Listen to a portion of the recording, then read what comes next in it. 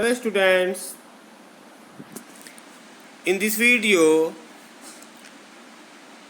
I shall explain about types of sentence.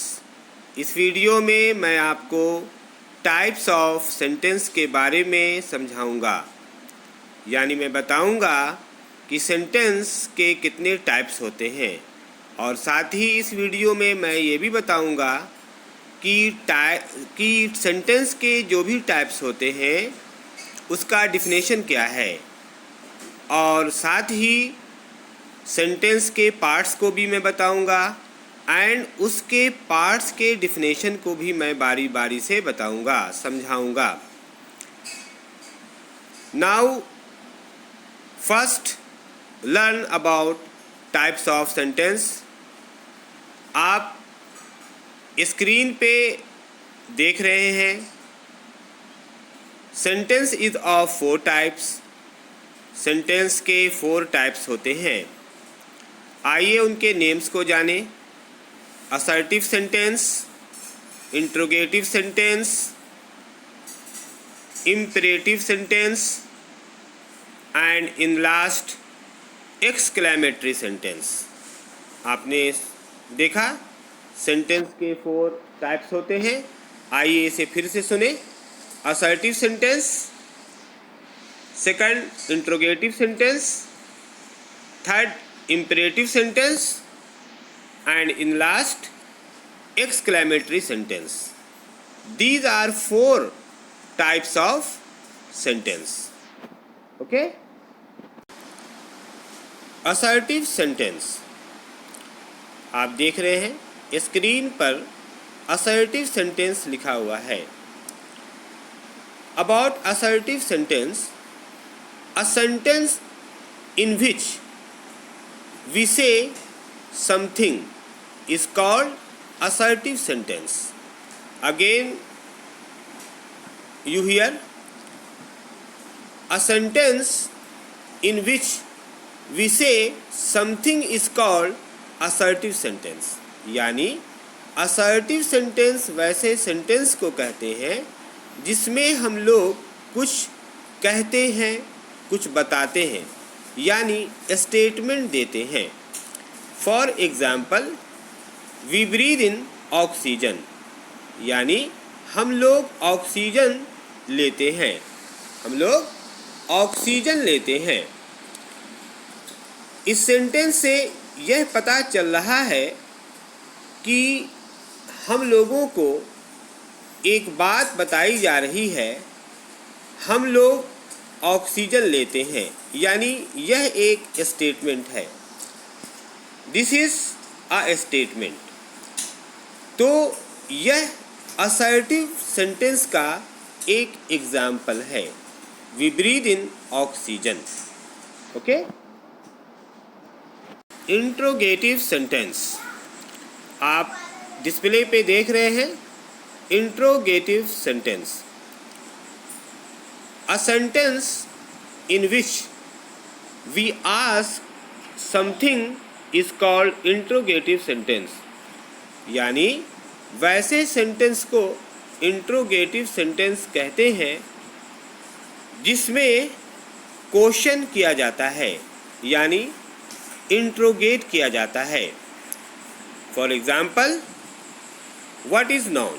यह एक sentence है और इस सेंटेंस से मालूम यह हो रहा है कि क्वेश्चन किया जा रहा है. तो यह एक इंट्रोगेटिव सेंटेंस हुआ. इंट्रोगेटिव सेंटेंस को इंट्रोगेटिव सेंटेंस इसलिए भी कहा जाता है क्योंकि इंट्रोगेट का मतलब क्वेश्चन करना होता है. तो आई होप कि आपको इंट्रोगेटिव सेंटेंस समझ में आ गया होगा. और ये भी याद रखें इंट्रोगेटिव सेंटेंस के लास्ट में क्वेश्चन मार्क का होना ज़रूरी है. Imperative sentence. Now you learn about imperative sentence. About imperative sentence, a sentence in which we give order for something is called imperative sentence. Again you listen. A sentence in which we give order for something is called imperative sentence. यानी वैसे sentence को imperative sentence कहते हैं जिसमें order दिया जाता है, यानी कमांड दिया जाता है। यानी इस सेंटेंस से पता चलता है कि कुछ करने को कहा जा रहा है। फॉर एग्जाम्पल, ब्रिंग अ गिलास ऑफ वाटर, मीनिंग एक गिलास वाटर लाइए। यानी इस सेंटेंस से पता चल रहा है कि कुछ ऑर्डर दिया जा रहा है। जैसे इस सेंटेंस में हम ये देख रहे हैं कि वाटर लाने के लिए ऑर्डर दिया जा रहा है, तो ऐसे सेंटेंस को इम्परेटिव सेंटेंस कहेंगे। तो आपको इम्परेटिव सेंटेंस के बारे में समझ में आ गया होगा। इसके पहले आपने समझा असर्टिव सेंटेंस के बारे में, उसके बाद आपने इंट्रोगेटिव सेंटेंस के बारे में समझा, और अभी आपने इम्परेटिव सेंटेंस के बारे में समझा। और अब आप आखिर में एक्सक्लेमेटरी सेंटेंस के बारे में जानेंगे। एक्सक्लेमेटरी सेंटेंस आप देख रहे हैं, डिस्प्ले पे लिखा है exclamatory sentence. Okay, now you learn about exclamatory sentence. A sentence in which we express our feeling is called exclamatory sentence. Again you hear, a sentence in which we express our feeling is called exclamatory sentence. यानी वैसे sentence को exclamatory sentence कहते हैं जिस sentence से feeling express हो, यानी feeling का पता चलता हो। For example, how cute she is, यानी ये सेंटेंस बता रहा है तारीफ में कि वह कितनी खूबसूरत है, यानी वह कितनी क्यूट है। एडमायर किया जा रहा है ताज्जुब में कि वह कितनी क्यूट है, यानी उसके क्यूटनेस को एक्सप्रेस किया जा रहा है, क्योंकि उसके क्यूटनेस को फील किया जा रहा है और फील करके एक्सप्रेस किया जा रहा है। तब ऐसे सेंटेंस को एक्सक्लेमेटरी सेंटेंस का नाम दिया जाता है। तो जिस सेंटेंस से फीलिंग एक्सप्रेस हो, फीलिंग का पता चलता हो, चाहे वो बैड सिचुएशन में हो, चाहे वह गुड सिचुएशन में हो, वैसे सेंटेंस को एक्सक्लेमेटरी सेंटेंस कहेंगे। और आप याद रखें कि एक्सक्लेमेटरी सेंटेंस के आखिर में एक्सक्लेमेटरी साइन का होना कंपलसरी है। आप देख रहे होंगे हाउ क्यूट शी इज के लास्ट में एक्सक्लेमेटरी साइन दिया हुआ है। तो आप ऑल 4 काइंड्स ऑफ सेंटेंस के बारे में जान गए होंगे। अब आप सेंटेंस के पार्ट्स के बारे में जानने जा रहे हैं, यानी आप जानने जा रहे हैं कि सेंटेंस को कितने पार्ट्स में क्लासिफाई किया गया है। तो आप जाने, सेंटेंस हैज़ 2 पार्ट्स, यानी सेंटेंस के 2 पार्ट्स होते हैं। Means sentence has been classified in 2 parts. Okay, first part is subject and second part is predicate. These are 2 parts of sentence. Okay? आपने इससे पहले जाना सेंटेंस के टाइप्स को, और अब आप जान रहे हैं सेंटेंस के पार्ट्स को। आपने जाना सेंटेंस के 4 टाइप्स थे, बट सेंटेंस के 2 पार्ट्स होते हैं। और अब आप जानेंगे what is subject and what is predicate, यानी अब आप जानेंगे कि दिए गए सेंटेंस में किस पार्ट को सब्जेक्ट कहेंगे और किस पार्ट को प्रीडिकेट कहेंगे। सब्जेक्ट, अब आप सब्जेक्ट के बारे में जानें। The part of a sentence that tells us what the sentence is about. Again you listen. The part of a sentence that tells us what the sentence is about. यानी sentence के उस part को subject कहते हैं जिसमें बताया जाता है कि सेंटेंस किसके बारे में है। सेंटेंस किसके बारे में है, यानी सेंटेंस का वह पार्ट जो बताता है कि सेंटेंस किसके बारे में है, तो सेंटेंस के ओनली उस पार्ट को सब्जेक्ट कहेंगे। सेंटेंस के उस पार्ट को सब्जेक्ट कहेंगे। For example, Mohan is studying. Mohan is studying. पूरे सेंटेंस का मतलब है मोहन पढ़ रहा है। अब इसमें एक पार्ट सब्जेक्ट है और दूसरा पार्ट प्रीडिकेट है, मगर अभी आपको जानना है कि इस सेंटेंस में सब्जेक्ट कौन है। तो फिर आपको समझना होगा कि सेंटेंस में किसके बारे में बात कही जा रही है। तो आप देख रहे हैं कि सेंटेंस में मोहन के बारे में बात कही जा रही है, यानी पढ़ने वाला कौन है? मोहन है। यानी देखिए नीचे लिखा है, in given sentence Mohan is subject. Mohan subject है। क्यों मोहन सब्जेक्ट है? क्योंकि इस सेंटेंस में पढ़ने का काम कौन कर रहा है? मोहन।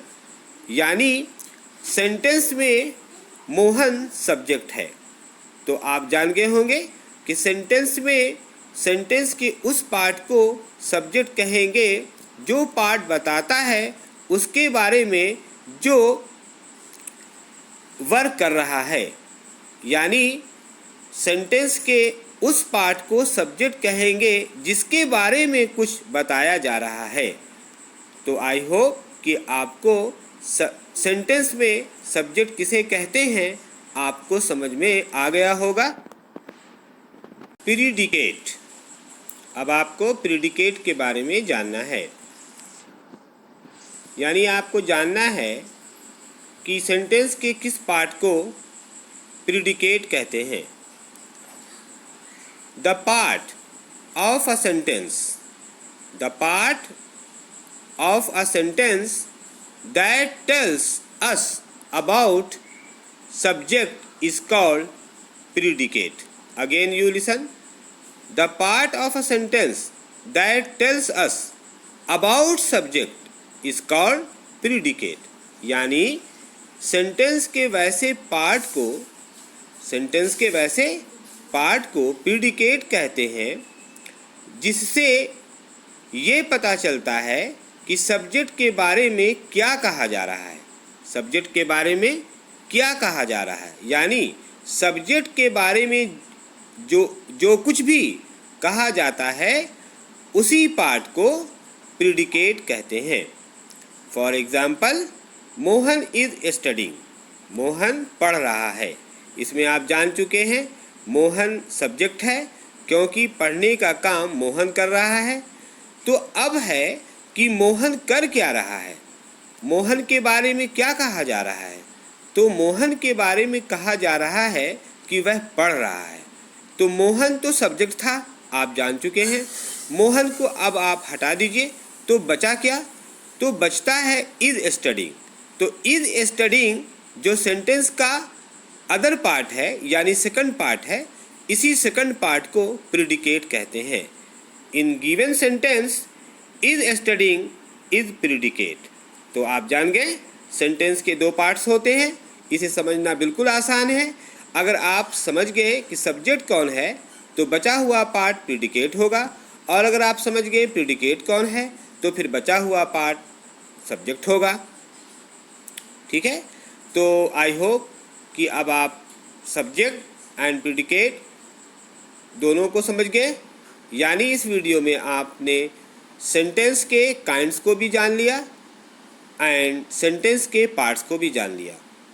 और सेंटेंस क्या है ये मैंने आपको पहले ही बता दिया कि एक वीडियो मैंने बना रखा है।